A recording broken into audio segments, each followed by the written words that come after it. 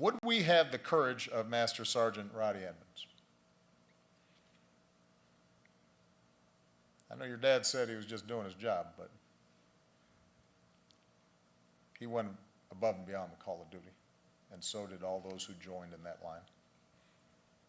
Faced with the choice of giving up his fellow soldiers or saving his own life, Roddy looked evil in the eye and dared a Nazi to shoot. His moral compass never wavered. He was true to his faith, and he saved some 200 Jewish American soldiers as a consequence. It's an instructive lesson, by the way, for those of us Christians. I cannot imagine a greater expression of Christianity to say, I too am a Jew.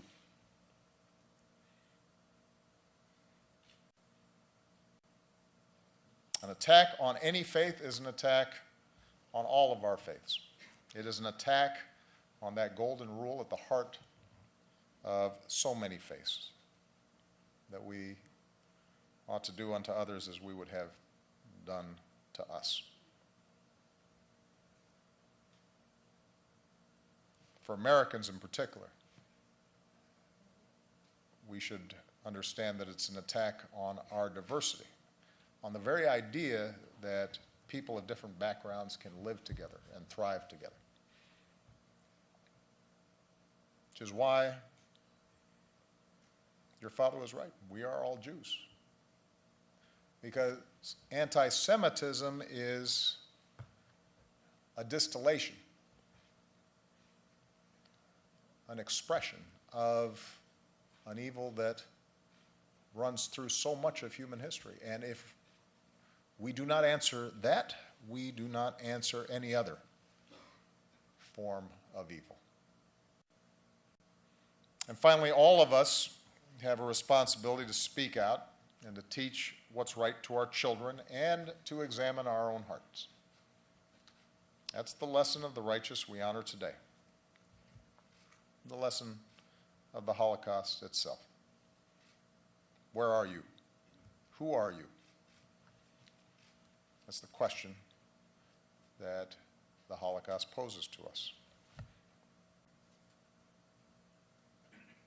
We have to consider, even in moments of peril, even when we might fear for our own lives, the fact that none of us are powerless. We always have a choice. And today, for most of us, standing up against intolerance doesn't require the same risks that those we honor today took. It doesn't require imprisonment or that we face down the barrel of a gun. It does require us to speak out. It does require us to stand firm. We know that evil can flourish if we stand idly by. And so we're called to live in a way that shows that we've actually learned from our past. And that means rejecting indifference.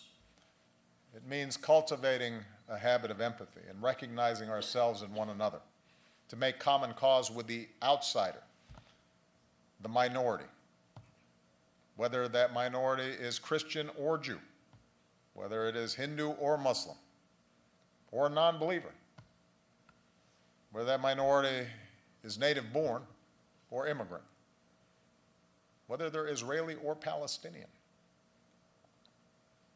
It means taking a stand against bigotry in all its forms and rejecting our darkest impulses and guarding against tribalism as the only value in our communities and in our politics.